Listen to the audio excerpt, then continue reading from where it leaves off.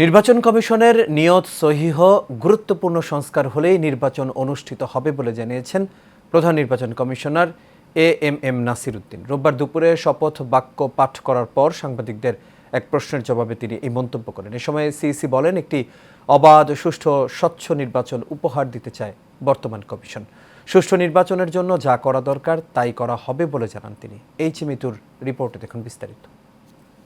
আমি এএমএম নাসির উদ্দিন, প্রধান নির্বাচন কমিশনার নিযুক্ত হইয়া রোববার সুপ্রিম কোর্টের জাজেস লাউঞ্জে শপথ নিলেন নবগঠিত নির্বাচন কমিশনের প্রধান নির্বাচন কমিশনার এএমএম নাসির উদ্দিন ও 4 নির্বাচন কমিশনার। দেশের চতুর্দশ প্রধান নির্বাচন কমিশনার হিসেবে দায়িত্ব নিয়েই ভালো নির্বাচনের প্রতিশ্রুতি দিলেন এএমএম নাসির উদ্দিন। বললেন, অবাধ, সুষ্ঠু নির্বাচন আয়োজনে জনগণের সহযোগিতা চান তিনি।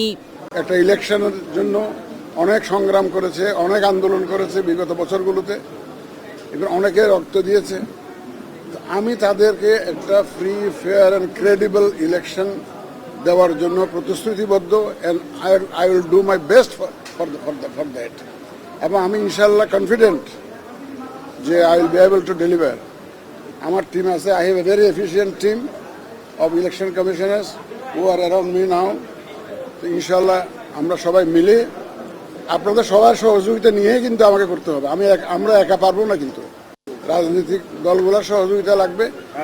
সবার সহযোগিতা নিয়ে ইনশাল্লাহ আমরা এই জাতিকে একটা free, fair and credible election আমরা ইনশাল্লাহ উপহার দেব। ক্ষমতার পালাবদলের পর এমন এক সময়ে নাসির উদ্দিন কমিশন দায়িত্ব নিলেন যখন রাষ্ট্র সংস্কার করে নির্বাচনের দিকে এগিয়ে যাওয়ার লক্ষ্য ঠিক করেছে মোহাম্মদ ইউনূসের নেতৃত্বাধীন অন্তর্বর্তীকালীন সরকার। এ অবস্থায় সিইসি বললেন, যে কোনো ধরনের চ্যালেঞ্জ মোকাবেলা করার সক্ষমতা বর্তমান কমিশনের আছে। সংস্কার একটা চলমান প্রক্রিয়া, কিন্তু একটা ইলেকশন করতে গেলে আমাকে তো কিছু এসেনশিয়াল সংস্কার তো লাগবে।